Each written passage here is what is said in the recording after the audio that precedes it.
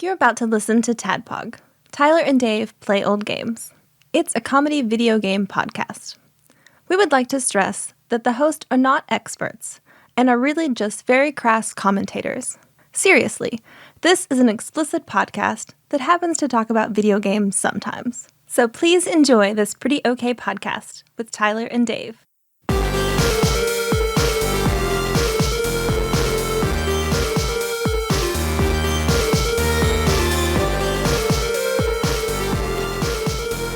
Hello, Internet.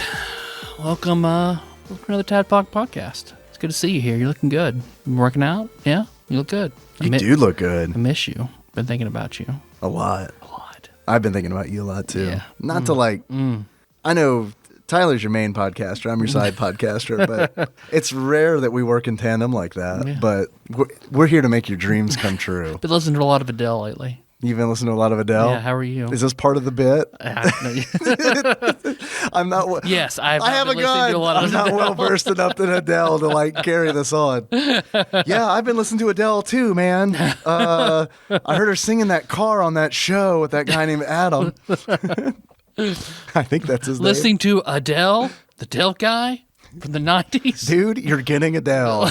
Yeah, there you go. Bringing that back. Why didn't she name her first album that? Dude, you're getting Adele.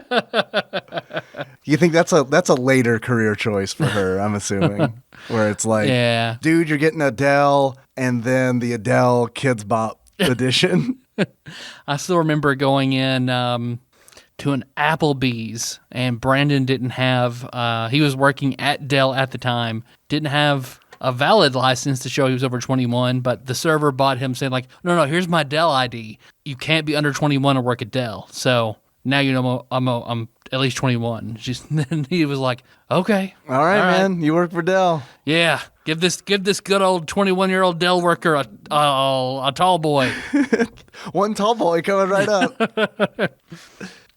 Yeah, it's TADPOG. We're a show that happens weekly. We're two old guys. We just play some old games. Talk about Adele. Dell's. Caroline's boyfriend, Dell, from Carolina in the City. Nice, cool. Yeah. Was it Dell? Dell, yeah. It wasn't Dale, said with a weird accent. Pretty sure it was D-E-L, Dell. D-E-L. Yeah. Delete? Yeah. That's what they called him in high school when he played football. Delete. Delete? He just shortened it when he grew up. He's like, no one calls me Delete anymore. It's just Dell. I thought it was a computer thing. No, you'd be wrong. I was wrong. Okay, all right.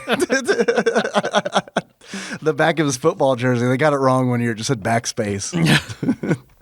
Man, I like Carolina in the City. Have you watched it recently? Nope. You should. I do. I have the entire series on a hard drive somewhere. Because that was I had to really comb through Mr. Bay's basement to find the complete Carolina in the City. It does not look good. Mr. Bay's basement is the local dildo retailer here in town. The Dildorium. Basement. The Dildorium. Yeah. Dell's Dildorium. Dell's Dildorium and dildo accessories. See, we buy wholesale. Pass that dildo onto you. Hey, yeah. I like that. Yeah. All right. Well, we got our next business idea. That's a lock. When this whole podcast thing fails on us, we can just go into that. We're gonna need some models, though. That's true. The Tyler and the Dave aren't going to sell. That's true. Forever. We get that master mold. I'll go ahead and buy it from Taryn. Buy the rights? I'll get the master mold dildo that Taryn has cast from master mold. I'll go ahead and buy that, and we'll just have this sitting in the center of our table. That'll be our first one. Like an art piece? Exactly. Like a centerpiece? Yes. At like a wedding or something? That'll be... Because I used to ask for postcards. Right. Now I want dildo casts of everyone's penises. Just send them in. And I'll put a suction cup and put them on the wall. It'll be great. Suction cup, it's pretty good. Yeah. Pretty good. That's a new subreddit I found. It's a very niche subreddit. Because I was looking through Two Old Guys Play Old Games. We're playing through every single Super Nintendo game and brought to us by our dark, chaotic god, the randomizer. All hail the randomizer. All hail the randomizer, brother. And this week, Do you remember when Captain America, when we heard him say "All hail the randomizer," and it was like a huge deal? Yeah. And we all freaked out because like he's been anti-randomizer all these years. Is he a random? Is he an agent of randomness? He was all for the statikizer, where it's just one straight list. We almost did the statikizer. We did. That would have sucked. Yeah. So we went the randomizer. Much better idea. The statikizer is dead. All hail the randomizer. Thank you. Perfect.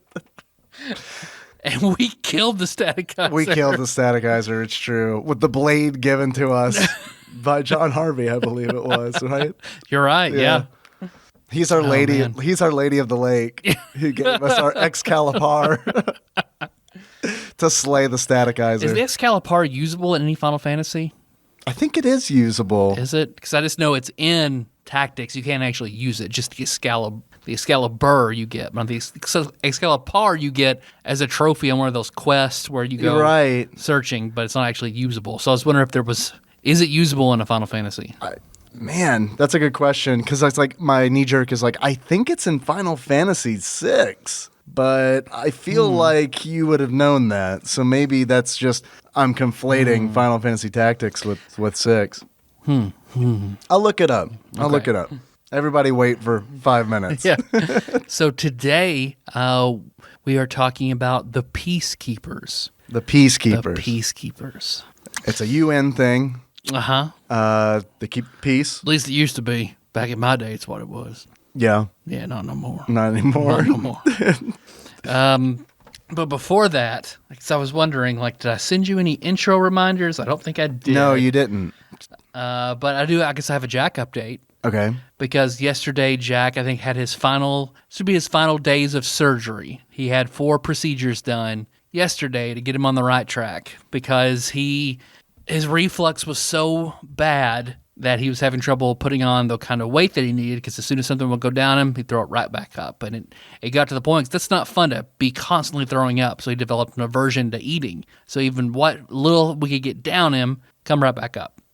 His reflux was so severe. So basically we had to give him a G-tube. So that's like a little button on the side of his stomach where we can put food into it. Because an NG tube that goes down his nose. An NG tube? NG tube is what they use in the hospital. That goes down in his nose and down his throat. Nasal gastro. Yeah. Is that it? Yeah, NG? I believe Because I was so. like, the G, I was like, that's probably gastro. Yeah. Okay. But they don't see anybody at home with those. Those are kind of dangerous because they have a high aspiration rate. If he pulls it out, I can't put that back in. Melissa can't put that back in. So we had to go with something that we can do at home, which is the G tube. So we had to have that, but it wouldn't do any good if we get him that, put the food directly into his stomach, and he still refluxes anyway. So they did something called a Nissen, where they kind of wrap his stomach. Say Nissan? Nissan. It is spelled like Nissan. Dude, you're getting a Nissan. They sort of tie his stomach around his esophagus, and he cannot reflux. He also can't burp. So it's sort of like now he can keep the food down, because he has to have a higher calorie rate than other babies because of being he will have chronic lung disease until he's like 8. So he burns more calories breathing than other babies his age would. Is that essentially like all that is, or the lung disease? Yeah. Yeah, it's just harder for him. He had that breathing tube for so long, it just damages his lungs for a long time. They'll eventually regrow and, replace all the damaged cells and things like that. So he will get better, but it'll take a long time. So until that point, he can't just have breast milk. He has to have some kind of fortifier. And the higher the calories were in the fortifier that he needs, the less and less he was able to handle it. So now we just put that right in his stomach, and now he won't throw it up. So that's taken care of. And because infants, their stomach lining it's not very strong yet. So whenever he was born, he had a hernia in his belly button. The most super outie ever. It looks like he has like a strawberry sticking out of his belly button. But they had to go in that way. I thought he was getting a Nissan. Now he's getting an Audi. No, look at you with these car jokes. I know, right? Car guy Dave over here. But they had to go in that way, so they fixed the hernia, which still may come back. We don't know, so we'll have to see. And then as long as we're down here, we'll circumcise him. So because to get rid of his UTI risk that he was having. So now he's all done up. They're managing his pain well. That first night, that was rough. I hated hearing him scream like that whenever he'd wake up, and that sucked. But the doctors were good. They were on it and helped him with his pain. Melissa said today, because I had to leave this morning to come back to work, said he was doing really, really well. He's been all smiles and laughing, and he watched a balloon for like 30 minutes straight. Hell yeah, he's balloon. Good. He's good. You know what I like to watch sometimes? A blue balloon. You thought I was going to say red balloon, didn't you? No, damn. They're worth, a blue's worth more. See, like a good green balloon, those are worth the most lives in Donkey Kong Country. Yeah, it's true. Now I will say that if I legit saw a Donkey Kong head balloon in real life, I probably would look at it for 30 minutes. I hope they have those. At the Nintendo park that opens, they better fucking have those. I saw a message from Terrified Michelle earlier where she messaged us on Facebook. I did, in fact, send Rachel Green a picture of my balls. How did that go? What did he say? They looked sore as hell, but that's not as bad as I imagined. I expected balls the size of a grapefruit. No. They're just black with holes that look like Eeyore eyes, sad Eeyore eyes. I'm glad that Jack is doing better. I'm glad that the surgery all went well. Mm-hmm. Yeah, both the shunt and everything he's had done. Like, this is what he needed to get done, and it's only up from here. The Excalibur is in Final Fantasy VI. All right. The reason I was wrong, it's not the Excalibur, but there's a whole wiki on like bad Excaliburs in Final Fantasy games. Awesome. And they're usually associated with Gilgamesh. The Excalibur, the reason I thought it was in Final Fantasy VI is because I remember reading this flavor text in middle school. Legendary Holy Sword? Question mark. You can buy it at the auction house. Okay. It deals one damage. I never saw it. Okay. And it hits all the time, though. Oh, it cannot miss? Can't miss. It's a hit. I assume, if I'm reading this correctly, it has a hit rate of 255, which I think is the max. All right. Terra, Locke, Edgar, and Celeste can use it. Okay. So the most boring party. All right, sure. Yeah. You can use, that's weird. It says it enables Bushido, and Runic. Runic is Celeste. Bushido is Sword Tech. Yeah, but Cyan's not listed as one of the characters as a usable. You slap a merit award on him, and then he can wield it. There you go. Yes. Yeah, you're right. That it's weird. It just seemed weird to me. It's like you can use this, but you can't use this. Or the funnier to me is if this wiki was like, no one really plays the Cyan, so we just didn't include him. We're not sure. Any of these, right? Yeah, no one here who put this wiki together ever played a Cyan because the Bushido ability is like one of the worst character abilities in the game, which really sucks because Cyan's I use him a lot. I love Cyan. Yeah. I mean, because I remember in my very first playthrough, I believe he was in my main party. I basically just used, using dispatch. All right, there we go. Yeah, totally. So, hi, I'm Dave, your bespectacled host, and while things are getting better health-wise in your family, things are rapidly declining in mine. Nikki's fine. I was going to say, Nikki died over the weekend, so I'm sorry. This episode dedicated... Good news, I found the volleyball, though, so I'm marrying the volleyball. This episode dedicated to the memory of my wife, Nikki. I'll just play some Adele songs for the next 10 minutes. She's fine. She's recovering well. The stitches are coming out this Thursday, so we're going to do that, and then we're going to go watch Spider-Man. Because I just told them at work today, I was like, because we have to travel to get the stitches out. We got to go to Clarksville. So it's like, I told my boss today, I was like, I'm just not going to come into work on Thursday. Why not? Spider-Man. Oh, and Nikki needs to get her and stitches. The stitches. Yeah, and the stitches. So if you're from work and you're listening to this, please, actually, you know what? Fuck it. I don't care. It's fine. I'm going to see Spider-Man. It's fine. It's going to be fine. Chris Black's not listening. No, he's definitely not. And maybe Joe from work is. Joe, if you're listening, man, you got to do me a solid and fucking keep it under wraps. Down low, Joe. But Henry is sick, and I knew that he was getting there because he started behaving really well like really well. And then in conjunction with like last night, we went to the local Mexican restaurant, which he loves, and like he ordered a bunch of food and then did not eat it. And it was like he's fucking sick because like these two things together, like behaving well and not eating, he's gonna be sick. And then he went to school today, and then sure enough, when he got home, he's running a fever and behaving super well. So maybe we can just like sort of keep you sick until you're like, say 18? 18? That sounds pretty good. And then also, because of everything that was going on last weekend with Nikki's surgery and everything, I forgot a whole bunch of shit that happened that weekend. All right. Instead, I just bitched about like whether or not the desire would leave Nikki, which it hasn't. I don't know how much I'm going to get laid. Right, yeah. Ah, shit. Which, I mean... I bet you're to sort of suck my dick before we start this Twitch stream. Which, you know, look... Obviously, some priorities are out of order here, but that's still on the list. That's a thing that's on the list. But that's all good. We came home when we came home last Sunday from Nashville from surgery time.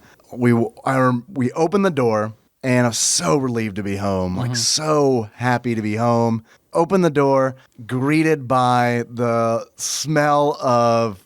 I couldn't really describe it. It's like when you go to the Renaissance Festival and you use the porta potty. It was hit with that raw cat sewage smell.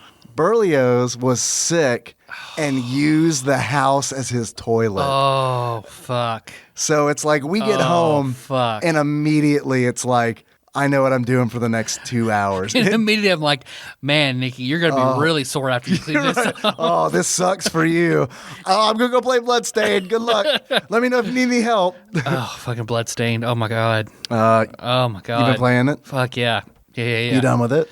I'm stretching out this experience as much as I can, and I'm getting everything. What's your castle completion look like? 99.10. Hey, we're in the same neighborhood. I'm at 99.2. Because I think it might be 99.2 now that I haven't checked it. Oh, yeah, sure. Now it is. It might be. Okay, I see how it is. I went and fought, what's that guy? The Warhorse Key. I went and fought that guy. So I don't know if that room might have become... Undead Richter? Yeah, that might have been 99.2 for me. I don't know. That's the Revenant. Ah, okay. Which I want to do an episode on Bloodstained. Hell yes. Real bad. Oh, yeah. Maybe a Patreon episode. Yeah. But yeah, I love it. It's going to be hard. I'm going to have to stop myself now. Otherwise, I'm just going to talk about Bloodstained. It's true. You want to just do a Bloodstained episode? Fuck. You want to do a Bloodstained episode? And do the peace? Do the Peacekeepers next week? That would be nice, but we would be severely punished. Yeah, the randomizer would not like that. You're right. We might have to resurrect the Staticizer. Then it's going to be pissed because we killed it and then brought it back. Damn it. I don't know how to work out of this. Anyway, last Sunday I spent 2 hours cleaning up cat shit. Not just cleaning up, but finding it. Oh, also. Man, the worst treasure hunt ever. Yeah, it's like, man, I miss Easter. So you just have to just smell around till you find cat diarrhea. And puke. Oh, man. Yeah, it was fun. You just got Clementine and been like, all right, go. Clementine. Go nuts. I'm not even going to pretend like it didn't cross my mind, but Clementine was in the kennel. She stayed. Yeah, we boarded her. She was in boarding school while we were gone. So yeah, I mean, sure. Otherwise, just let her go to town. Go ahead, just play like you could have with Ein. Just like clean all this stuff up, boy. Go ahead. Yeah. I know you want it. I know you want your milkshakes. Go ahead. So that's what's been going on with me. Oh, and someone's scraped the side of Nikki's car with their enormous SUV in the parking lot on the day we were leaving. Oh my God. Yeah, it was cool. I bet security has that. They stuck around. They were really cool. Okay. Like they stuck around, and it's like the thing about it is like I walked out with Henry and we're getting ready to go pick Nikki up from the hospital, and I see the car and I'm like, what the fuck? And then like as I'm like reacting, like a woman like rushes me from my right and she's like, I'm sorry, I hit your car. She hit you in the head with a bat. Right? It's him. Whack. Where's you playing the Peacekeepers? Whack. And she explained, she said, I'm so sorry. I hit your car. I drive. And then she because I said, what happened? And she said, I drive a giant SUV. This has happened a lot. And I said, that doesn't make me feel better. But thank you for sticking around. No, dozens of other people have been in this exact same position. Right. I have not well liked in my community. And she said, I'm supposed to be at a baseball game right now. Oh, I'm sorry, sweetheart. You said you have a really hard life. Go ahead. We'll take care of this. Yeah, Go to your baseball we'll game. work this all out. I'm like Fraser's neighbor that he doesn't like that drives a giant SUV. That's my life. Yeah. So there we go. Interest information and all that exchanged, or I got her number. well, my wife's not gonna be able to fuck for the next few weeks, so I'm gonna keep your number. All right, here's the deal. But you've got a big SUV for me to fuck in, right? You don't pay me a cent, but we fuck whenever I want. In the back of this giant SUV. I don't find you remotely attractive, but. Any port in a storm, right? Right? All right. You don't understand. I got a 6-week drought coming up. Stitches come out real fast, but the rest takes a while.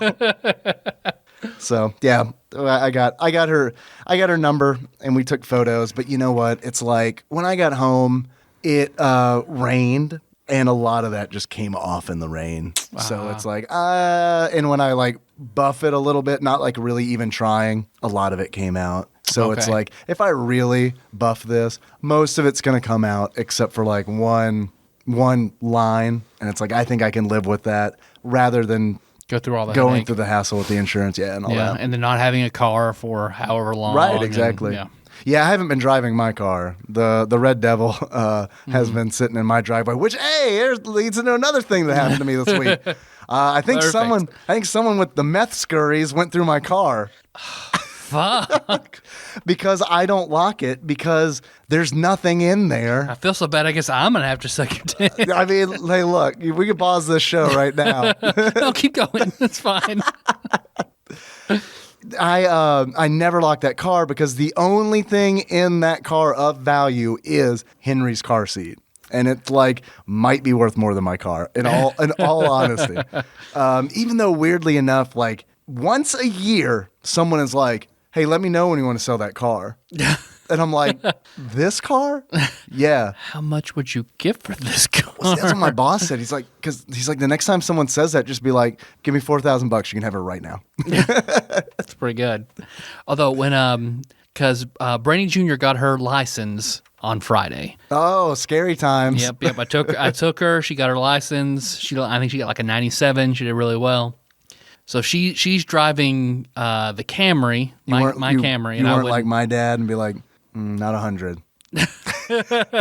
Sorry. 1 chopstick, 2 zeros was a phrase that he would use in the house all the time. And 1 chopstick, 2 Chinese bowls.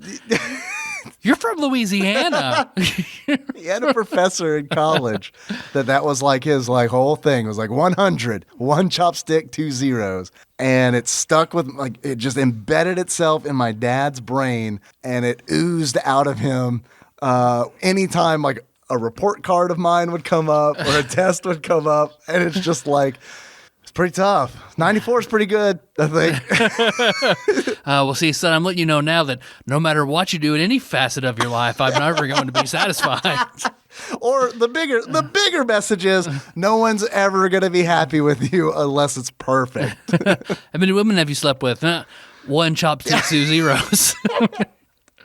Yeah, sorry, I can't. Too late for me to get that number up.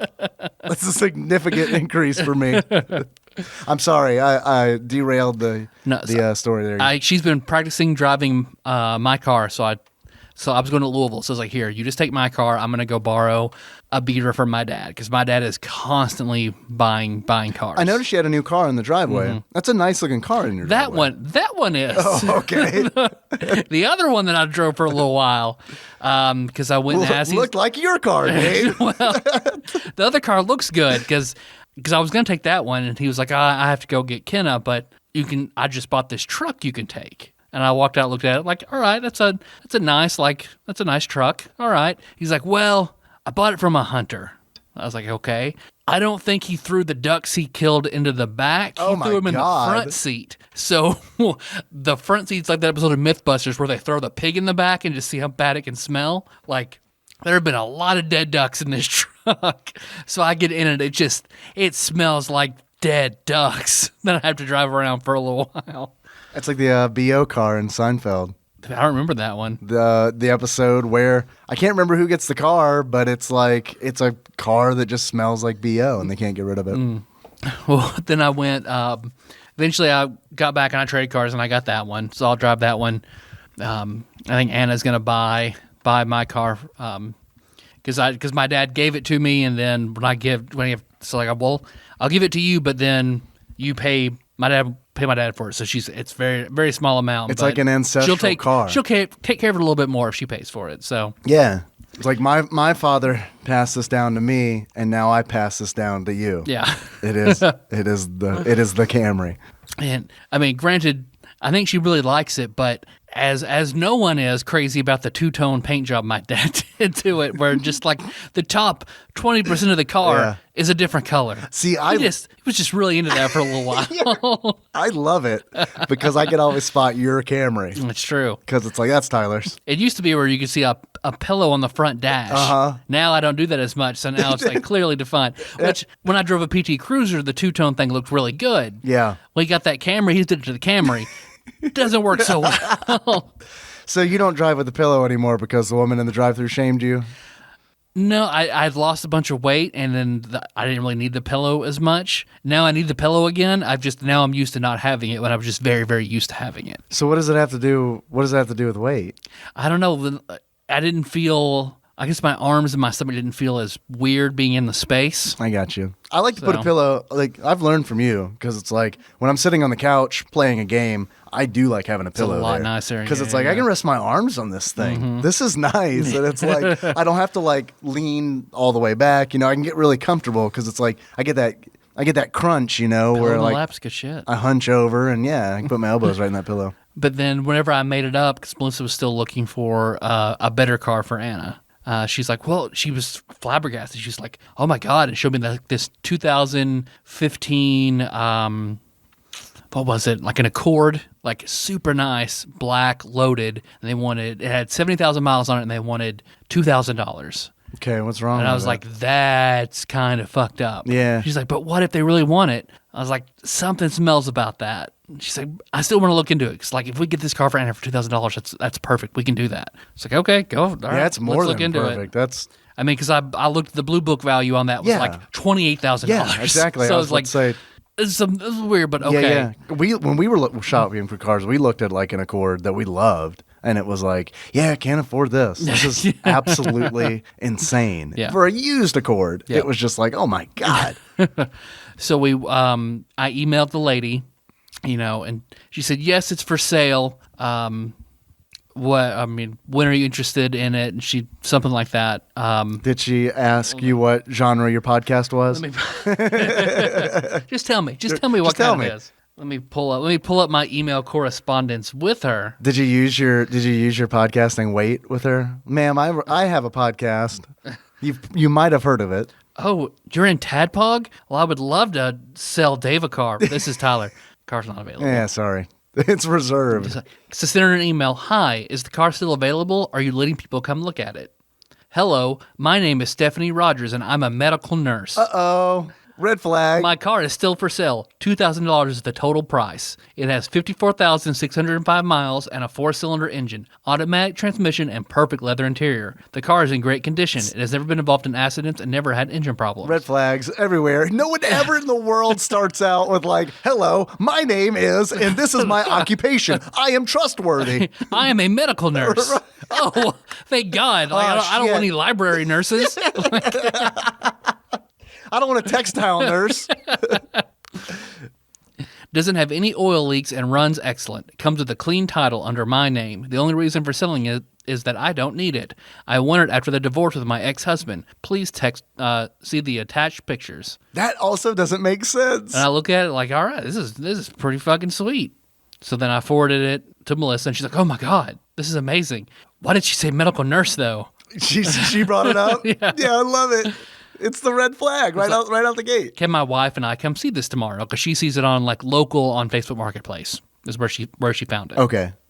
So then she emails me, I would be happy to meet you for a drive, but now I am in Fort Hood, Texas. I moved back to live with my parents. The car is already at eBay's warehouse here in Kylene, Texas, along with the paperwork, the signed title, and the bill of sale. The transaction will be done through them. eBay will secure the shipment, the payment, and the paper exchange. The car is ready to be delivered to your place. You will have free shipping and 5 days to test drive it and expect it before I receive my money. If you are interested in buying my car, please reply with your full name, full shipping address, and phone number. I will forward this information onto eBay, and they will contact you with the information on how to buy it. Okay. I did not reply after that email. No. Whenever I told Melissa, she's like, fuck. Yeah. Yeah. Well, that's my week, too. We ran into a few of those when we were looking, and like I didn't even because it's one of those where it's like I don't know, man. I don't even want to open that dialogue. Maybe I mean it's kind of, but it's also kind of one of those where it's like you never know, right? You never know. I mean, yeah, you've seen what's that one commercial for a woman like selling a Corvette for $100, and she was doing it. She got all her. In a divorce, like her husband cheated on her, she divorced him, she got all that stuff, and she sold all his most precious stuff super cheap. I'm sure that happened somewhere, but... 0.1% of the time, maybe. Like, I mean, I'd also have a chance of winning the lottery. Yes, so. And I honestly think that if, like, a divorce is that messy and someone in that relationship is going to be that spiteful, they're going to, like, sell that Corvette to his brother or something, you know, or like his rival, you know, Ted in accounting is getting a Corvette for $100. Tom, our black bull from our cuckolding relationship, now owns the Corvette. Yeah. And we fucked in my big-ass SUV. Listening to Adele. Okay, it's all come back around. So I did have kind of a weird experience, though, in the hospital, because in the hospital room, Jack's bed's in the middle, Melissa sleeps on the built-in couch right beside it, and I sleep on an air mattress on the other side. Although this time, it was a room built for like 2 babies to be in, so it was a lot more sizable. It had a bathroom. It was like, this is much better than the other places we've been. So, but it's very hot. And of course, I like to sleep naked anyway, so I'll sleep on this side with the curtain to pull around, and then I can just sleep. I won't be naked, but I'll sleep with my underwear. So I'm sleeping the busiest fucking hours in Jack's room were 5 a.m. to 10 a.m. because everyone just likes to come in that room for some dumb bullshit reason, wake everybody up, make him cry, and then promptly leave again. That's just what they do. Good morning, everybody. Let me just push this baby around a little bit. Yep, he's crying. Okay, goodbye. Because the worst was like volunteer services. Like you would hear just a huge pounding on the door. The door would open. Hi, I'm from volunteer services. Can I get you anything? A coffee or a coloring book? No, it's like 6. What's a coloring book? Ever. At the hotel, the manager offered Henry a coloring book, and I think he was just like, sure. He started moving his finger on the screen. You're right. It's broken. It doesn't swipe. It's not. The color palette doesn't open up. I have no idea. But what else? The worst, because of course I work in food service in a hospital, so I'm particular. Like we had a meeting today, and I was talking to all the employees about it because I was like, this hospital is the number 1 pediatric hospital in the state. I'm thinking I can go up there, learn some things from their food service to take back and make my department better. Yeah, it was 100% wrong. Really? We fucking kick. That Norton's Hospital is fucking amazing in every way except their food service. And it was just like, I took pictures of all the trays Melissa got and went back and showed my staff, like, you guys are awesome. This is what I got when we were here. Did you leave them a Yelp review? I should have. But while I was in there, I'm asleep in my underwear, just on a bare air mattress behind a hospital curtain. And at like... like you do. At 6:30 in the morning. So like I tell my staff, like, of course you knock on the door, say food service your name, can I come in? Yeah, you don't just barge in and go, especially really early. Although this girl just like...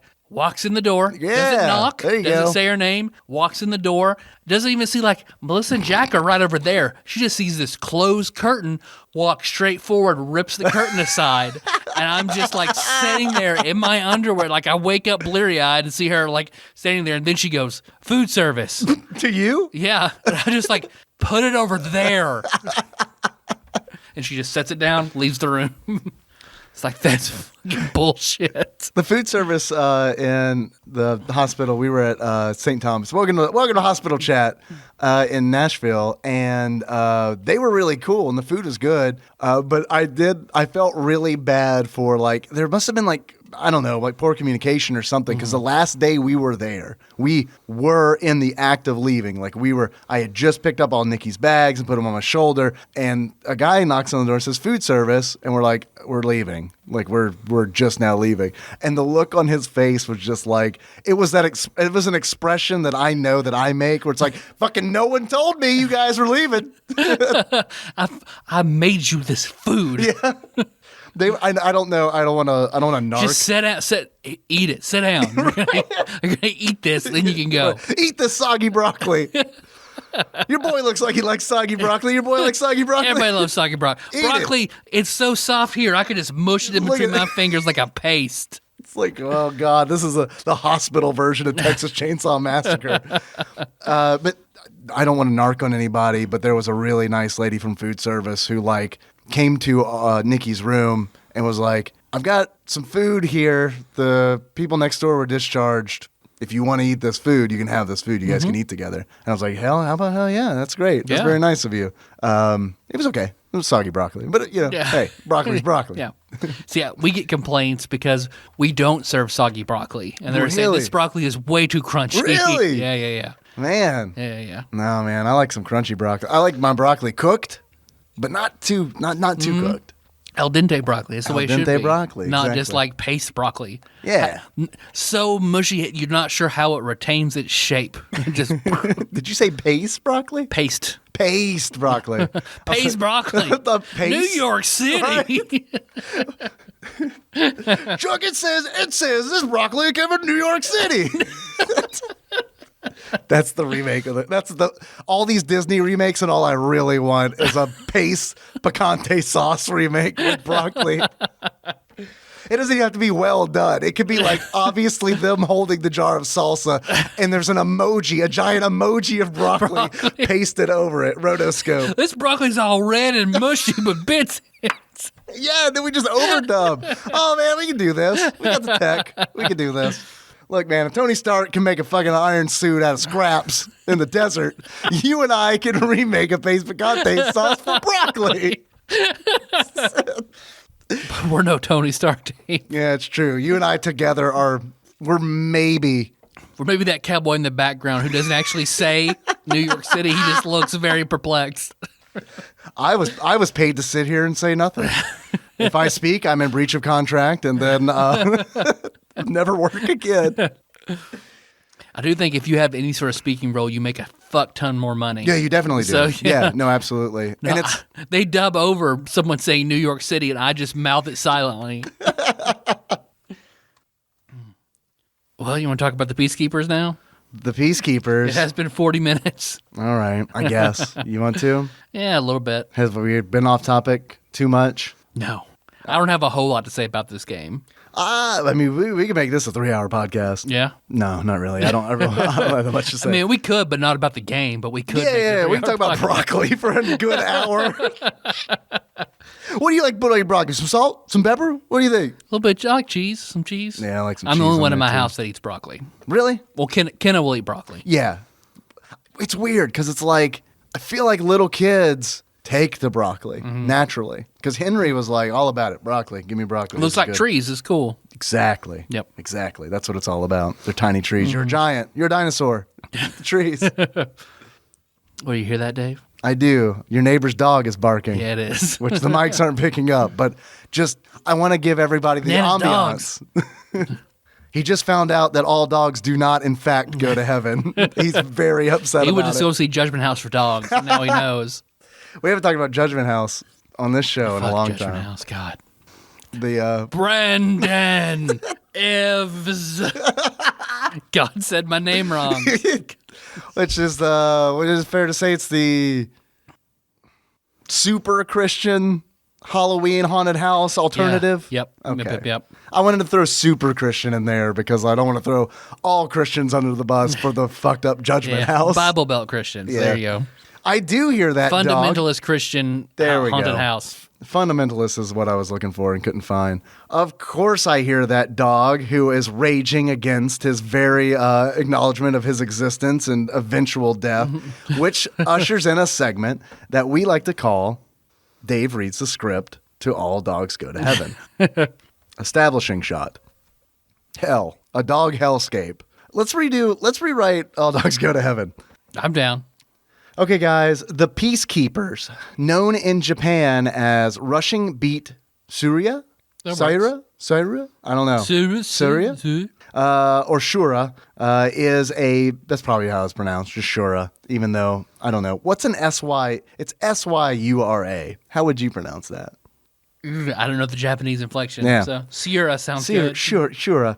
It's a beat-em-up video game released for the Super Nintendo Entertainment System in 1993. Also, I'd like to point out that so far we are off on a really good start talking about this game. Can't pronounce the name of the Japanese version. It's fine. It's fine. Should we start over? Maybe less broccoli? Go ahead. Or all broccoli. All broccoli. The Peacekeepers is the third game and final game in the Rushing Beat trilogy. It follows Rival Turf with an exclamation mark and Brawl Brothers. So, of course, Randomizer's like, take the third one in a series. Yeah, we're going to get, Randomizer's like, I'm going to give you the third one, which is probably the best in the series. And then you're going to have to work backwards from that. Work down. Yeah, work worse from there. Even though I have heard that Brawl Brothers is the best of that trilogy. Yeah. It's hard to do research for this fucked up video game book report and not also hear about the two other games in this series. SNES Drunk has a really good video. And also there's like a great article on Hardcore Gaming 101, which shouldn't come to a surprise to anybody because those are both really good sources. Although the three games in the Rushing Beat trilogy were localized as unrelated titles in North America. So for whatever reason, when they were localized, it was just like, I don't know, man. People probably aren't going to like this game, so let's give some kind of separation. Let's face facts. We made some shitty games. We got to keep them separated. Here at Jellico, is that how you pronounce it? Jellico? I've heard Jellico. Jellico. As a kid, I always said Jellico, but that's probably the southeastern person inside of me. Jellico. The game distinguishes itself from the rest of the series by shifting focus from the two main characters of the previous games, who we have not met yet, because we haven't played those games, Douglas Build and Rick Norton. It also adds a variety of new features, including new special attacks, branching gameplay, and multiple endings. Yeah. So it's pretty much, people refer to this as the Chrono Trigger of side-scrolling beat-em-ups. I would call this the Resident Evil of the mid-90s SNES Resident Evil of brawlers. Okay, why is that? It's very weird. Keep in mind that Resident Evil is a good game. I mean, right? We're both in agreement. For the most part. For the most part. For the most part. All right. I think you're a little colder on Resident Evil than I am. I liked 1 and 2, then kind of Nemesis kind of. Right. Yeah. So it's the Resident Evil 3 of side-scrolling brawlers. Oh, okay. Now I'm on board. I do not think this is a bad game. I don't. It has some very cool, very different things going for it. It does. But is it a great game? No. I feel like the translation and stuff, from what I understand, like the localization ruined it. Yeah. Because it does not make any sense, and it's a little strange in that the opening cinematic is all these different characters in this. Apparently, there's been like this world-ruining financial disaster that has just crippled the world. In 2011, I think the economic wars happened. Yeah. And it gave me this like Demolition Man vibe where it's like, man, if they could have just called it the fast food wars, like that would have been the best. Like if someone could ROM hack this game and reskin it as like just just 4 people living in the Demolition Man universe, and it's like everything's branded with Taco Bell. Like that would be the best. Well, maybe it's more appropriate for me to call it the Fallout 76 of mid 90s brawlers, because it reminds me of the Fallout universe a little bit more, to where there's some big warlike crisis that has nearly ruined the world. Only there's some like in the Japanese version it's Douglas Motors, and in the American version it's like Deutsch Malaysia Company. Moldavia. Yeah. It's like Deutschland, Moldavia. They come in and through their corporate powers start to lift the world back up, but then it gets interested in all this fucked up genetic research, which is why I compared it to Resident Evil, but maybe it's more appropriate to compare it to Fallout with super mutants and things like that. I like the Fallout connection because, especially in the Japanese version, when it's Douglas Motors, you could say car never changes. Pretty good. Because then all these different characters have a different, weird, abrupt role in this game. In that, like, there's a little girl who's kidnapped. Like in the opening cutscene, you mean, right? The opening cutscene. Yeah. Like, a little girl is kidnapped and thrown in a prison cell, and then a man on a rope just comes down. And a mustache. I can't forget this mustache. He's like, hey, I'm your girl. dad now. Yeah. Harry takes and raises Echo. Okay. Not the dolphin. Not the dolphin. Although Echo the Dolphin in this game would be pretty good. Yeah. Mutated as like an Earthworm Jim body with Echo the Dolphin's head. I'd be in for that. I'd play that.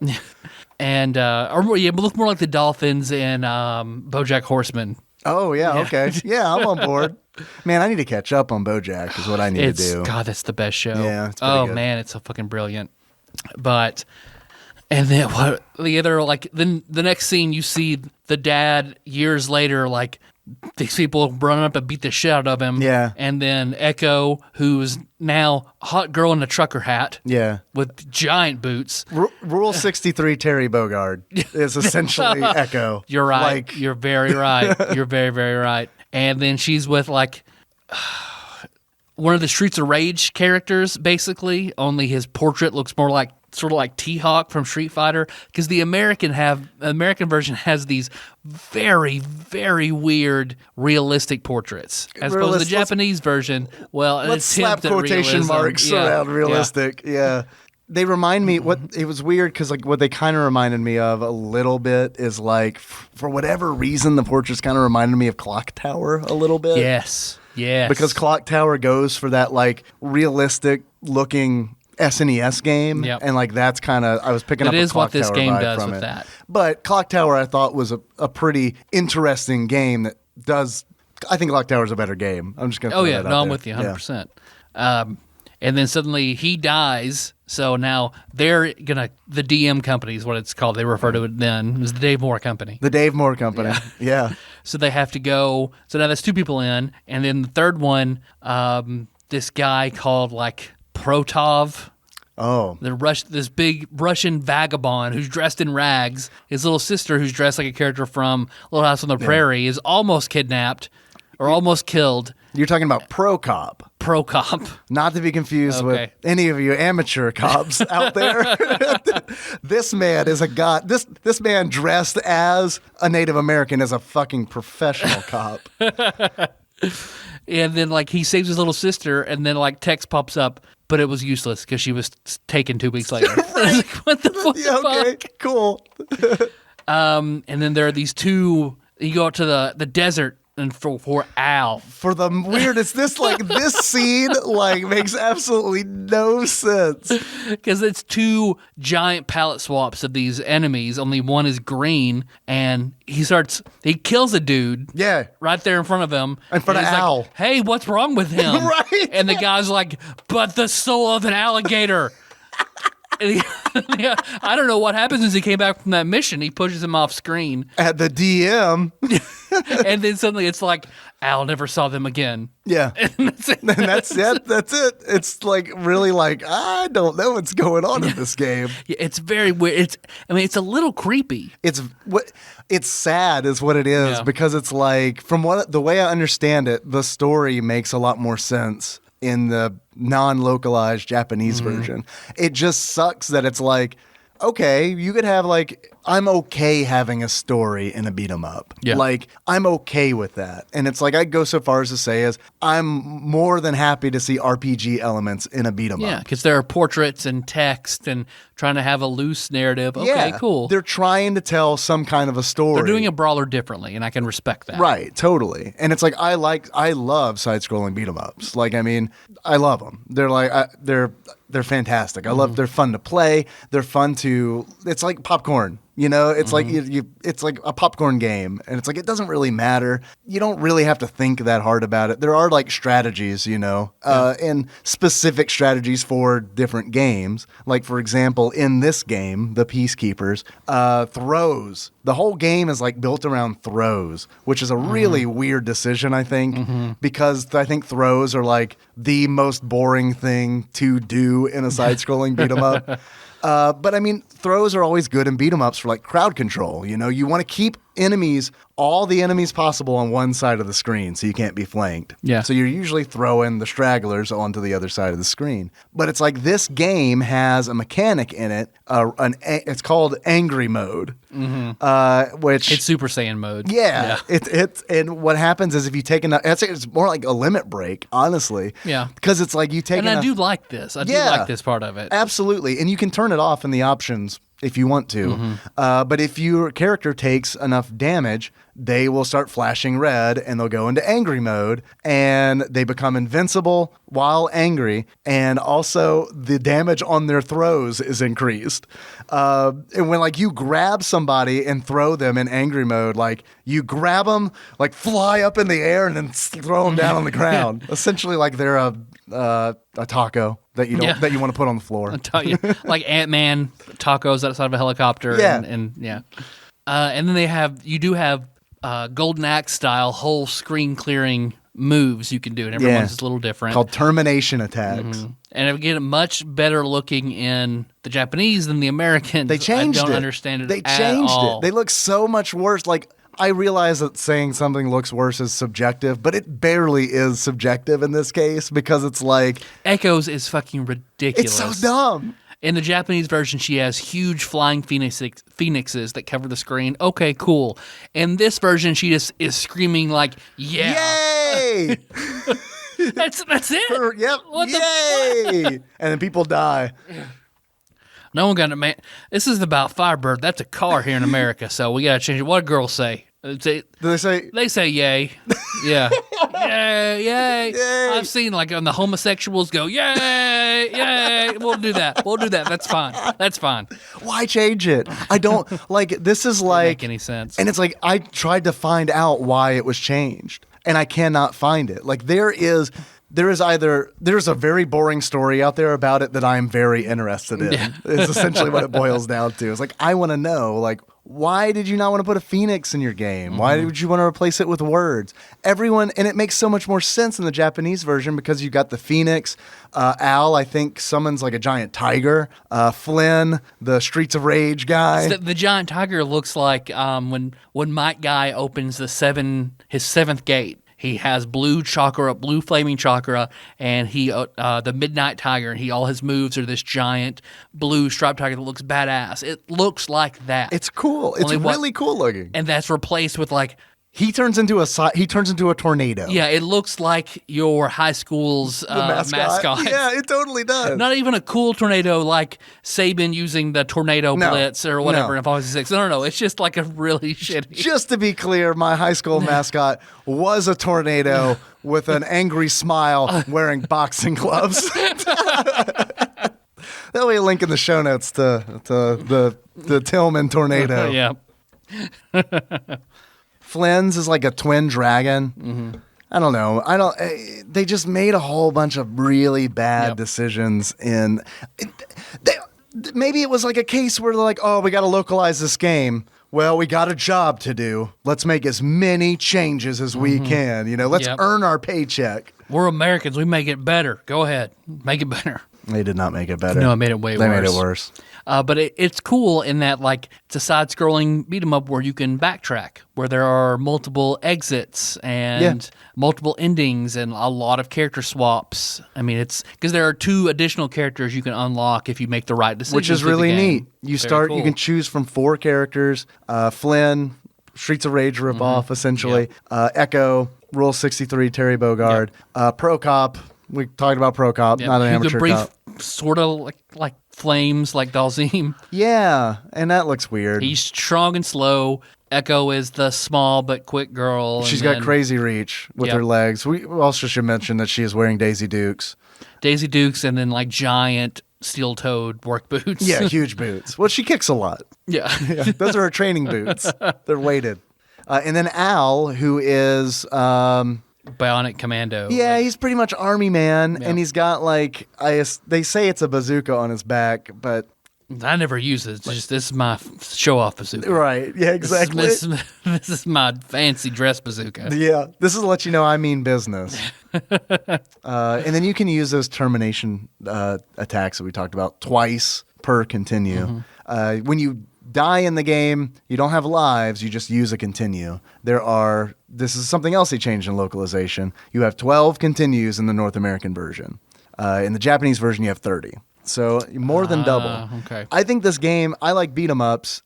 I would play this game again just to try to beat it. It's kind of like one of those where it's like, I don't really enjoy playing this a lot. Like there are other beat 'em ups I'd rather play.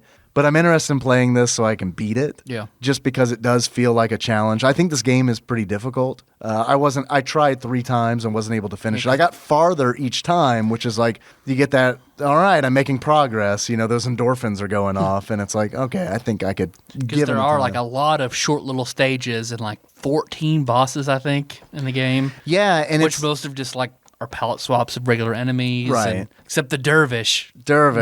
Yeah. Thought you'd like that. I like Dervish. What I love is the Dervish dance. Yeah. Oh man, he's really hard to fight because he's Dervish dancing. Which he is just like a regular looking enemy who's just like he can spin in circles. He's got 2 swords. He comes out, he quotes Darth Vader, and then you fight. Yeah. This game has weird pop culture references in it. Like there's a list of them, but I was surprised that no one pointed out that you meet him and he's like impressive, most impressive. It's like that's fucking Darth Vader. Yeah. Well, he has to join you. Yeah, it's like, weird. Hey, can I join your team? No. Impressive, most impressive. You saw through my ruse. No, I'm not going to let the guy who literally fired missiles at me from a submarine onto a bridge. I'm not going to do it. That's kind of how this game is. It's silly, but it's not like fun silly. It's silly in a way that feels like it's a mistake. I feel like the silliest part is the CEO of the DM company, Ivan. I can't remember his last. No, Iago something. He is obsessed with Shakespeare. Yeah. So he has a Shakespearean name. Yep. Shakespearean name. He speaks in like the Shakespearean Old English dialect. Yeah. Mr. Thou. A real Mr. Thou. Real Mr. Thou. And he even dresses like a robo Shakespearean character. He has like robotic pantaloons and the whole gambit. And his the whole gamut. Kinetic card. And then even when you beat him, I'm going to jump ahead just because I think it's fucking ridiculous. Jump ahead. He's like, oh, but you cannot defeat because he's doing all these gene splicing and robotics. The ultimate creation, my son, Tybalt. Yeah. So, and Tybalt is a Shakespearean character, comes down. Prince of Cats. Fucking goes Super Saiyan. Yeah. Like straight up, yellow hair goes up, Yep. flies all over the screen like 100. Tybalt Prince of Cats goes Super Saiyan, and he has robotic all caps dialogue. The picture looks like a dude coming in somebody's mouth. His portrait, like he's trying to. His eyes are closed, and he's like I guess it was supposed to be intimidating, but it looks like a dude just having an orgasm. Hey, look, let's be fair. That can be intimidating if you don't know what's going on. In certain contexts, that's very intimidating. Like, for example, when food services pulled that curtain back, if you had been orgasming, I almost guarantee that would have been intimidating. What did we learn today? Knock first. Yeah. Don't ever pull back a closed curtain in a hospital. Yes, obviously. Not a lesson I thought you needed to learn.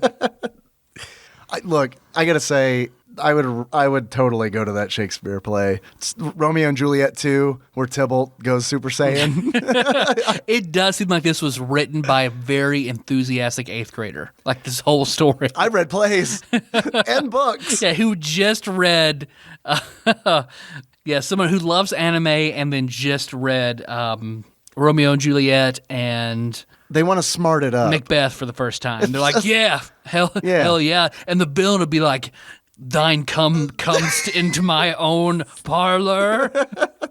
And who was the best character in Romeo and Juliet? Dude, that's Tybalt. Yeah. I mean, yeah. to be fair, Tybalt, John Leguizamo played Tybalt in Romeo plus Juliet, so he is my favorite character. There are other literature references in this game. I kept making fun of the main mook in this game is called Fnord, Fnord. Fnord and Squash. Fnord? Yeah, boy, we're going to get the squash. Squash essentially looks like if a writer of a Batman comic hired John Wayne Gacy to paint Bane. That's what Squash looks like. That's a long road and so appropriate. Fnord is actually a reference to a trilogy I've never heard of, but I'm also not very well read. The Illuminatus Unfamiliar. by Robert Anton Wilson. Also, there is a reference to a Shelley poem, Ozymandias Island. There is a reference to a minor character in The Hitchhiker's Guide to the Galaxy. Argajag Cavern is the name of a level. Oh, okay. And then these are not like literature things. I would have preferred Zaphod Beeblebrock's Island, but whatever. There's also, this is not obviously a literature thing, but there's a Snake Plissken Avenue is the name of one of the levels. And that level is like Snake Plissken Avenue, like you just get attacked by every Wayans brother. Too hot. OP. Yeah. No, thank you. That's like you could like redo the Naruto anime, but it's like all his clones are just Wayans brothers. Wayne's no jutsu. It's all the Wayne's brothers. He kicks him 3 times. Keegan, Ivory. Man, if only In Living Color was still on the air in 2019, we might actually get that sketch. And there's also a level called the Roy D. Tutto Hospital, which is probably named after Ray D. Tutto, Robin Williams' pseudonym credit in The Adventures of Baron Munchausen. Wow. Yeah. Wow. So there are some references in this game that are not in the Japanese version, and I want to know what they are in Japan. Man. I take it back. It's not an 8th grader. It is like a man. An incel. An incel who is like 36 and has worked at Movie Hut since he was 18. Yeah. And he just sits on that stool writing stories and watching movies all day long. Like, go ahead and design a story for this game. I can do that. Except for the celibacy thing, except for the incel part, that actually sounds kind of neat. Like if I could have that life and be getting regular Like sex. if Randall from Clerks was like a really big neckbeard, that's what it would have been. Oh, that's interesting. I like that.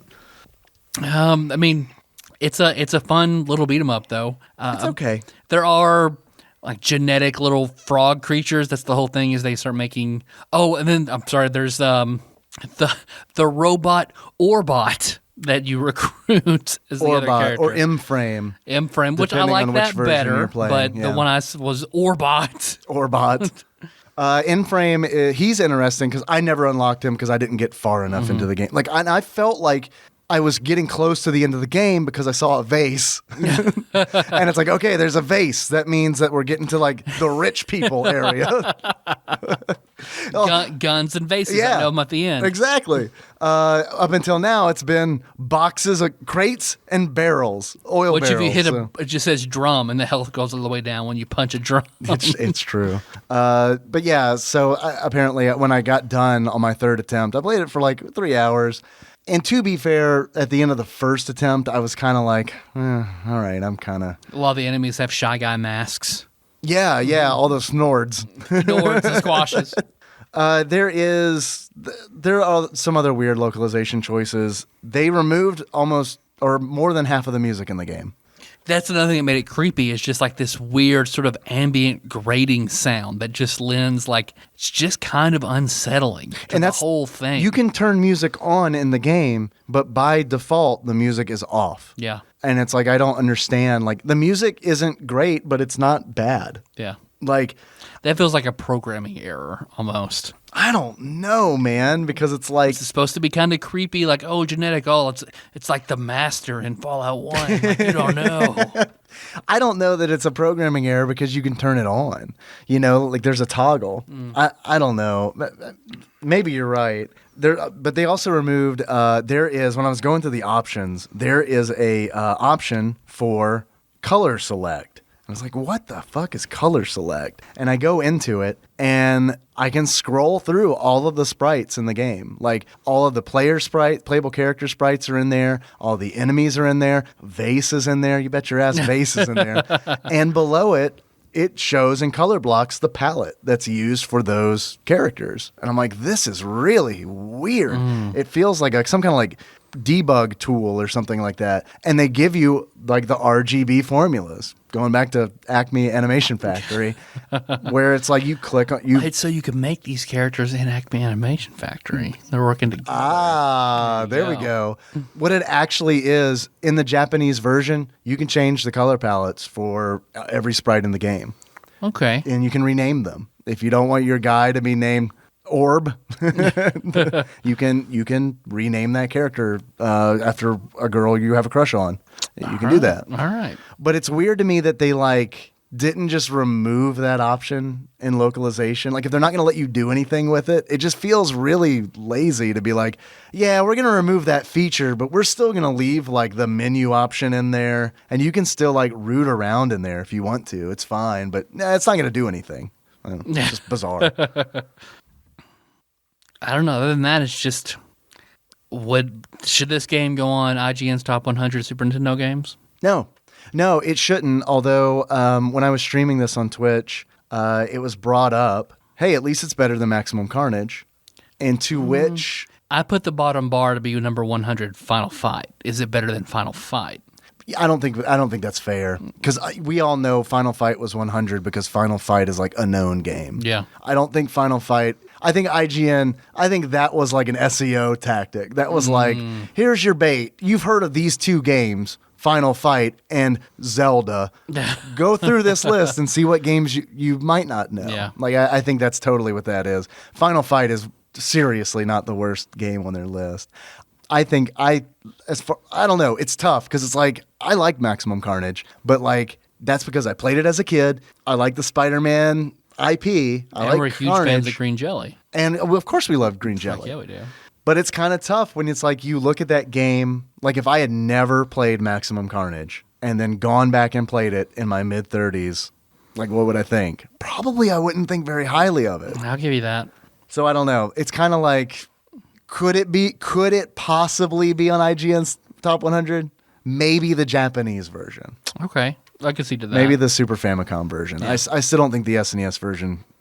But like we need to play I feel like maybe this is early to ask that question. We need to play Brawl Brothers and Rival Turf and see how they compare. So if Brawl Brothers is better, then it's going to go on the list over this one. Yeah, sure. And maybe the randomizer will boon us with one day Brawl Brothers on the next episode. Wouldn't that be fucking funny? If he does, then everyone will probably not believe that it happened randomly. If it does happen, not if he selects it. I was about to say. I don't know if the randomizer does it have a dark gender. The randomizer, he changed. He can fuck us, so I don't know. yeah. It's not necessarily a boy, but it has a dick. Right. Something before we move on. Something that I didn't really play with because I don't have a super multi-tap or 3 friends, but there is a 4-player mode in this game. There is. It's like Bomberman. There is a 16-player mode in this. Where you can play together a different mode. It's a fight mode, which is kind of like, okay, everyone, I honestly, it's like, I don't love it when beat 'em ups throw in like a fighting game, like tacked on, because it's like, I get it. These are like, they're kind of like fighting game characters and they have moves and stuff, but it never is balanced because it's tuned to be a beat 'em up, not a fighting game. So it's always kind of this. That's how I hate, like, experience. usually, like, some sort of adventure game will have one segment that is outside of what it's supposed to be, and I always fucking hate those. You mean like the BioShock mini games and stuff like that? Or? Well, BioShock minigames a little bit. First two things that popped in my mind are, one, Red Dead Redemption is meant to be a shooter, right? So whenever you get all these melee characters in Undead Nightmare, those mechanics fall apart real fucking fast. Yeah. Number two is Uncharted. In Uncharted 2, I believe, which Uncharted 1 is, I like how it kind of flips genres 3 to 4 different times in the flow of the game. That's the only one that I played. And I liked Uncharted 1. Uncharted 2, there is this segment where you're on a train with a minigun out of fucking nowhere, and you're having to shoot down enemies in the air. Fucking hated that section with a passion because it feels so tacked on and doesn't feel like the whole rest of the game plays. It is not this sort of war shooter. This is not what I signed up for. This is fucking bullshit. Yeah. I hated that. But like, so there will be some games that will have like at least one little segment where they throw a curveball at you, and the game just wasn't designed to do that. And that's, I mean, really, like anytime I see a fighting game segment in a beat 'em up thrown in, it kind of is like, okay, I'll fuck around with this. But that's about as far as I go. I mean, I guess sometimes I'm wrong because, like, the best part in Tiny Toon Adventures Buster Bust Loose is the football level. Yeah, fuck yeah. Not the train. There's level. the curveball. So yeah, it's fucking good. Yeah, not that fucking train level. But that's. Hey everyone, Tiny Toon Adventures Buster Bust Loose is the best football game I've ever fucking played. Boom, on record. Changed my mind. Tyler Holland, 2019. I usually like to make fun of the enemies in games like this. You have some pretty classic guys in there. You've got Pirate, who just got out of his Jane Fonda aerobics class. He's wearing this loose tank top with his two cutlasses. Yep. And his bright purple bandana. You've got... I just got done doing Pirates. Hey! That is good. I like that. All right. Thanks for listening, everybody. You can find the show on iTunes and Stitcher. Damn, I wish we could close out. Fuck it. We'll stop the recording. There is Jesse, who is a boss who looks like Kraven the Hunter if he was played by Jesse Ventura, which I honestly do think that's why they named that character Jesse. I can see that because his brother was the one that's green. Connor. Yeah. He is undead Jesse Ventura, essentially. Whom we will all... He's like the savage dragon fuck Jesse Ventura. Yes. Wow. Yeah. Nice. Also, that room would smell horrible, I bet. Petulian dead fish. And that's just Jesse Ventura. I want to talk about the two wrestlers that you inexplicably fight in the middle of the game. I don't know if you ran into these guys, but there is... after Snake Plissken Avenue... You get to the end of the level, and there's a little girl who's like laying in the street, and you go to check on her, and then immediately you're in like a wrestling arena. And it's like, I don't know if the girl changes into the wrestling arena or if it is like you touch her and then she transports you there. Mysterio. Conjuring up all this is actually a viral marketing for Spider-Man Far From Home 20 years in the future. They really fucking thought ahead. It's pretty good. I bet if we look up the localizers of this game, they're going to be credited in Spider-Man Far From Home. Have you seen that, by the way? Nope. Okay. I have not seen Homecoming or... I watched Spider-Man Into the Spider-Verse yesterday. What'd you think? That was so good. Man, it's the best fucking Spider-Man movie. Yep. But I'm like amazing. Jacob of Wolffighting fame. I saw him. I think he tweeted that Far From Home is like the best Spider-Man movie, and I was like, holy shit, because I know he really liked Into the Spider-Verse. Yeah. But I also think it might be because I remember a very long time ago, like early 2000s, having a conversation with Jacob about how awesome it would be if the Mysterio was in a Spider-Man movie. So I don't know how much that's coloring opinions. I love Mysterio, and I'm like, really, it's been kind of weird. At this point, for Peter Parker in the Marvel Cinematic Universe, Mysterio makes sense. Yeah. The Vulture and then Mysterio makes sense. Absolutely. Yeah, absolutely. But anyway, I got there from the wrestling ring, where you essentially replay the Andorre fight from Final Fight. There are 2 palette swap wrestlers who inexplicably have prisoner chains on their wrists. It's not mentioned by anybody. There's no explanation. As far as I know, these characters never appeared anywhere else in the game. But they do like to rhyme. And maybe it's just me, but it gave me a weird my name is Buck and I like to fuck kind of vibes. When you meet them in the ring, one of them says, "Lucky, lucky, knock on wood. Rabbit, rabbit, treat me good." And it's like, what? What the fuck is going on right now? Right. And then when they attack you, their battle cry is "Kumbaya."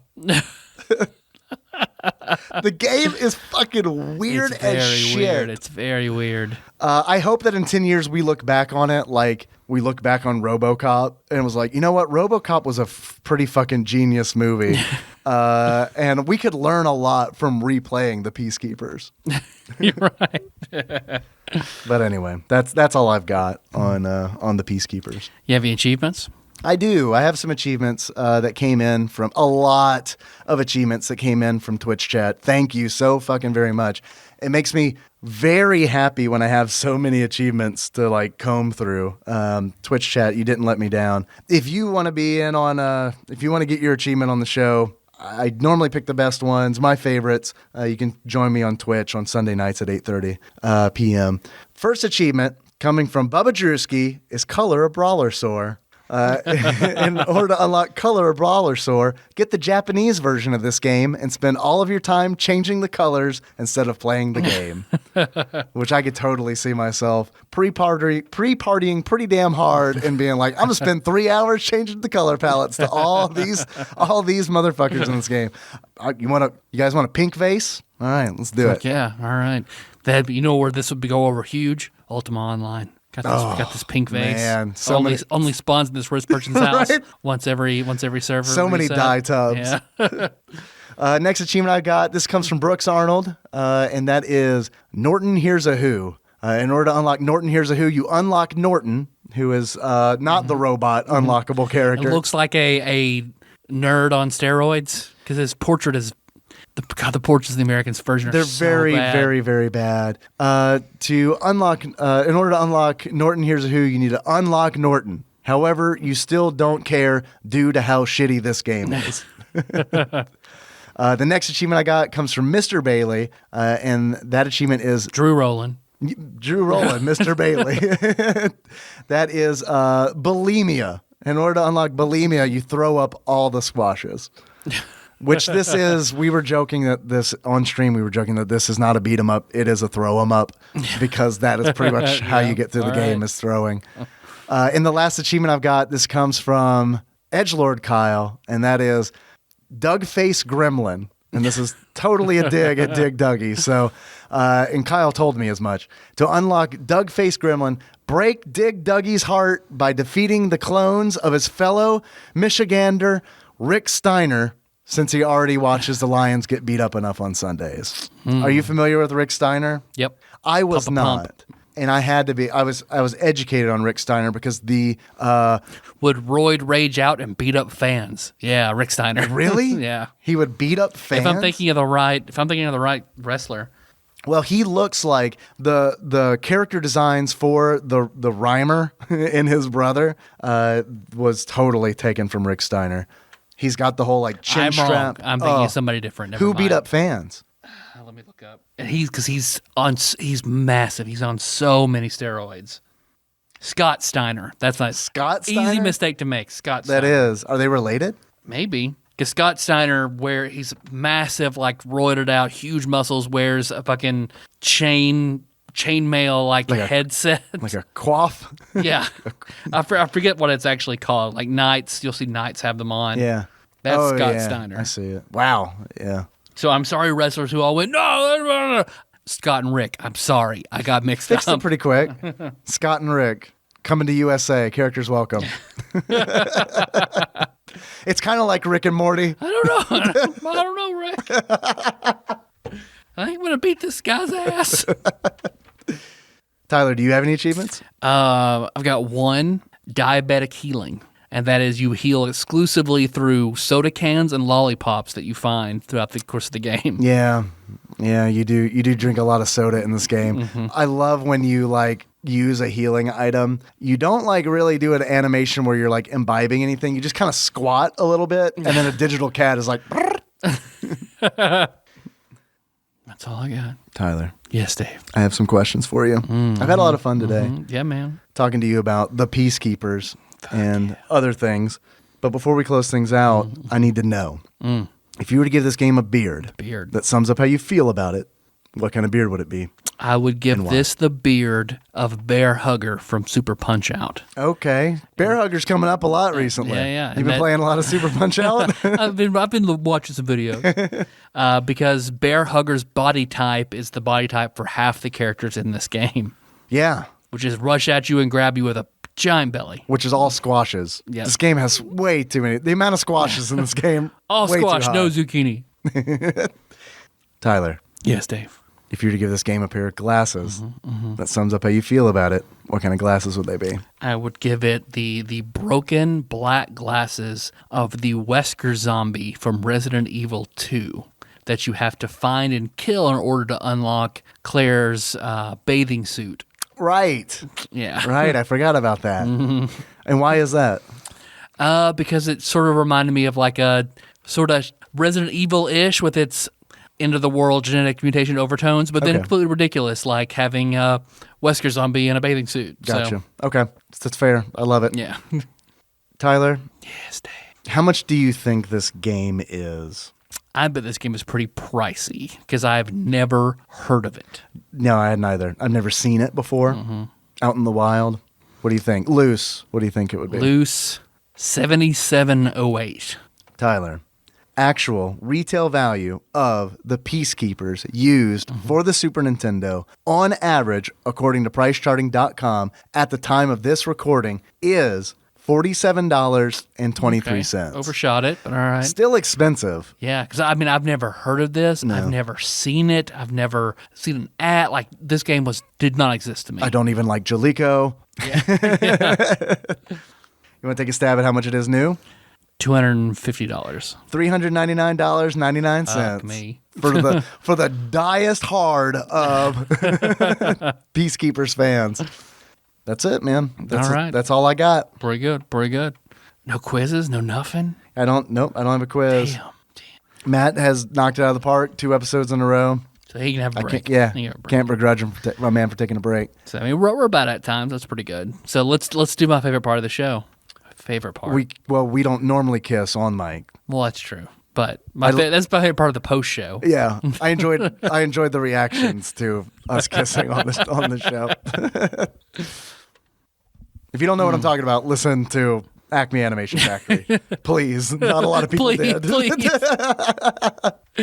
Let's see. So we'll get down on our hands and knees and pray to the dark, chaotic God that is the randomizer. We'll face our pleasure holes towards the randomizer. Always facing. And hope for the best. Do we get a lick or a stick? We'll see. Yeah. Sometimes you get the carrot. Sometimes you get the stick. Sometimes you get the carrot, and sometimes you get like 12 inches of broom handle. All right. You ready to do it? Ready. You ready? Let's commune with the randomizer. You know the prayer. No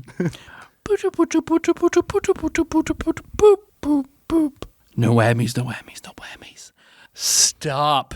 193. Okay, early on, could be anything. Could be Super Alfred Chicken. Could be. Probably not. Maybe in the Fs. Could be a football something. I don't know. Oh. I don't know. You are dead on with the F, Ooh. but not the football. Okay. Fire Striker. Fire Striker. Fire Striker. Fire Striker. You ever heard of that? Nope. All right. Well, Have you? Nope. My first thing was like, is that a bowling game? I vaguely remember. What do you think it would be? I think so there is a game, and I don't know if it came out on SNES or not, but there is a firefighter game. And that might be okay. Fire Striker. I don't know. Let's see. I want to stress that in our disclaimer at the beginning of the show, one of the first things is we are not experts, as we're clearly illustrating here. Fire Striker, or in Japan, Holy Striker, is an overhead view action video game. All right. You're kind of bumping into my bit. It's action, yeah. It's action? All right. Fire overhead view. It looks, I don't know. Well, are you excited to play this? Are you excited to try it? It does not look too bad. Does it look like it might have a chance at being like it belongs on IGN's Top 100 It looks SNES like games? it might be. It might not be too bad. Okay. Horrible box art. All right. But the actual end game reminds me a little bit of Soul. Shit, what's the game I really loved? Part of the Terra Enigma. Soul Blazer. Thank you. Is that because it has a similar name? Looks a little bit like Soul Blazer. Maybe. Soul Blazer, Fire Striker. Maybe there's a connection So there. maybe it might not be too bad. Okay. All right. I'm looking forward to it. I'll be streaming that Sunday night. Come hang out. Help with achievements. Unless Dave Attell. Is that ever coming to town? Everybody gonna go see Dave Attell? Dave Attell's going to be in Nashville. Master Mold, Mike shared that in TADPOG Nation. I really want to go. Yeah.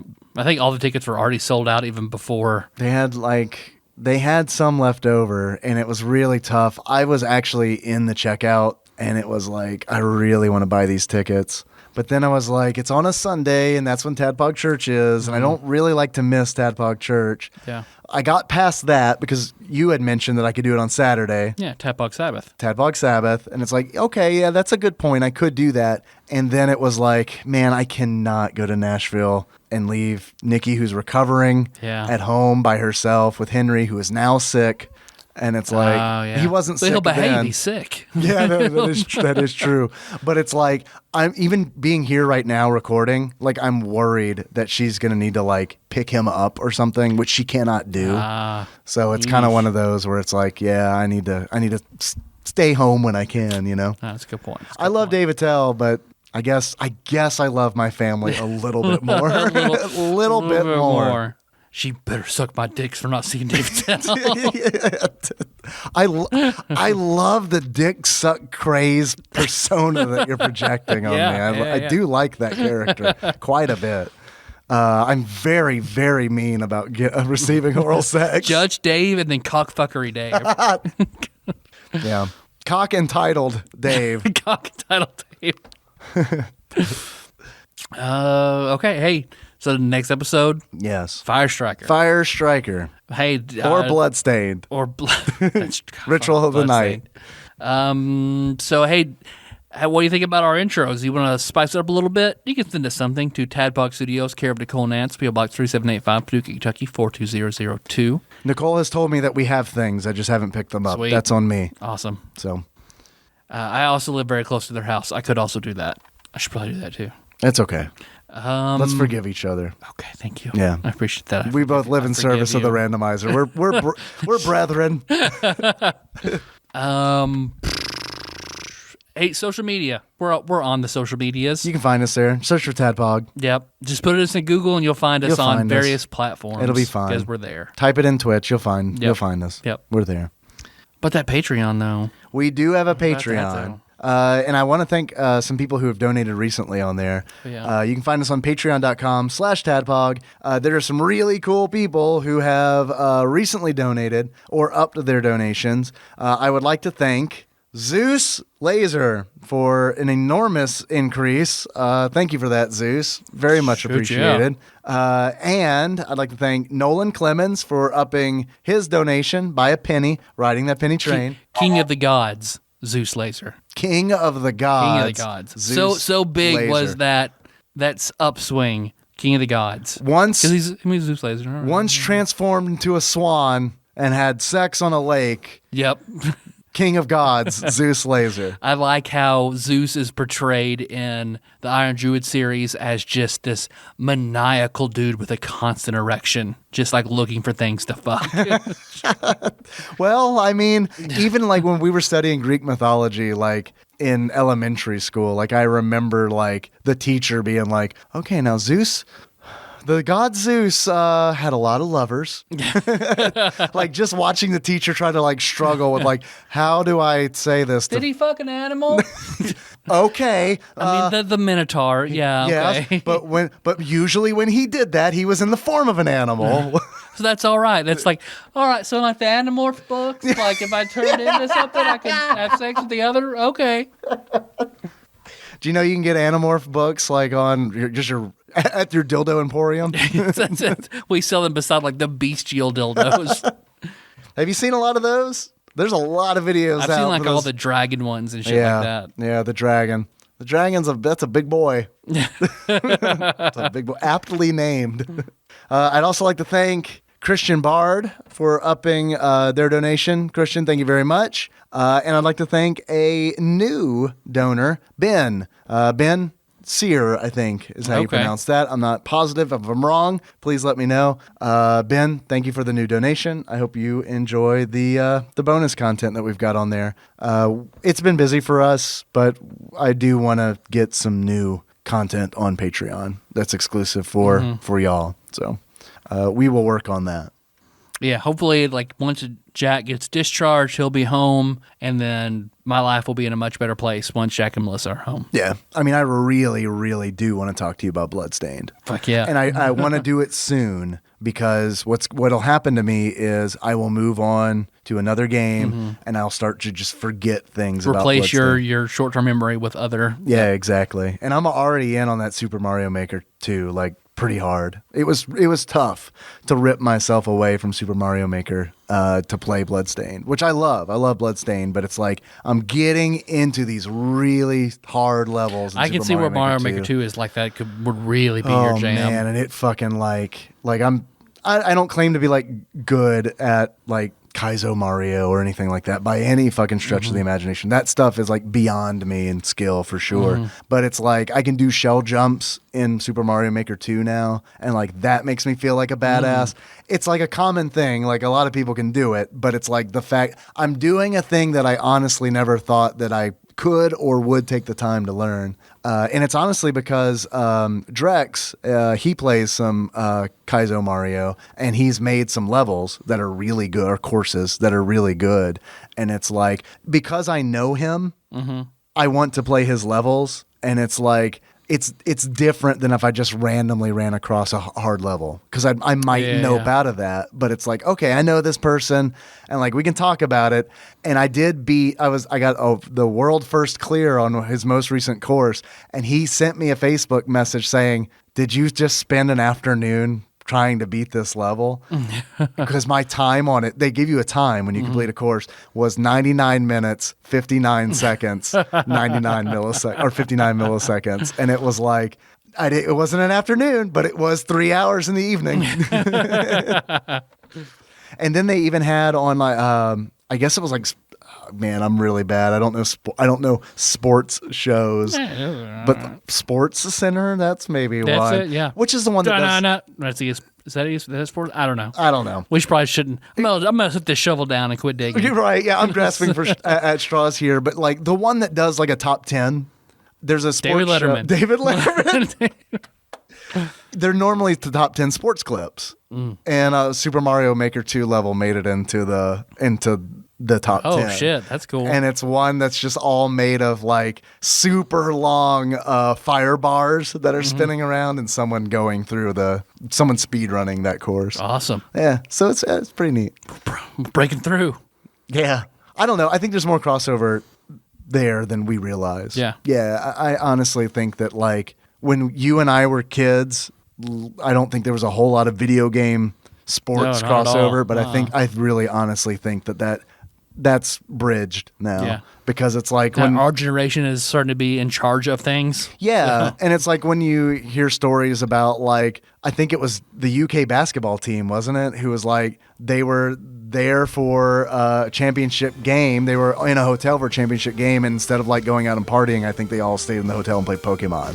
So it's like, all right, yeah. When I read that, I didn't believe it. I thought it was like the Onion or something. They're me in high school. Perfect. Yeah. So I don't know. I think that's been bridged, and I just didn't realize it until now because I'm old. And like when I think of sports, I think of like I think of people I knew who liked sports in the 90s. I don't think of because I don't keep up with sports, I don't think of modern sports fans. Oh, yeah. Well, I don't either, so I'm with you on that. Let's see. Our theme song is Moves by Sycamore Drive. Link to that track out on the show notes at tadpog.com. How you want to close this one out? I think that we should close it out as our favorite character from The Watchmen, because one of the levels in this game is Ozymandias Island. Okay. Is it Ozymandias? That's always how I've said it. I always said Ozymandias. Is it? Okay. I don't know. Sure I don't know. right. I think I've only really Jalico. Well, no, I've heard Jalico. them say it in the Watchmen movie, but I can't even think of it. Yeah, that's true. So until next time, Tropical Capricorn. You're all trapped in here with me.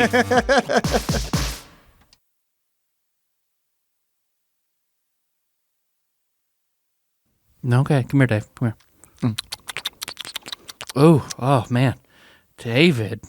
What's wrong, Tyler? No, come here. That's so good. Oh. No, come here. I've been kissed like this since Experience Grind came on the show. Or came over to my house, rather, to do the wizard. They were the wizards of kisses. The Kiss Wizards. The Kiss Wizards. Not to be confused with Piss Wizards. Oh, Kiss Wizard. Kiss Wizard. Kiss Wizard, Kyle Collins. Put it in the books.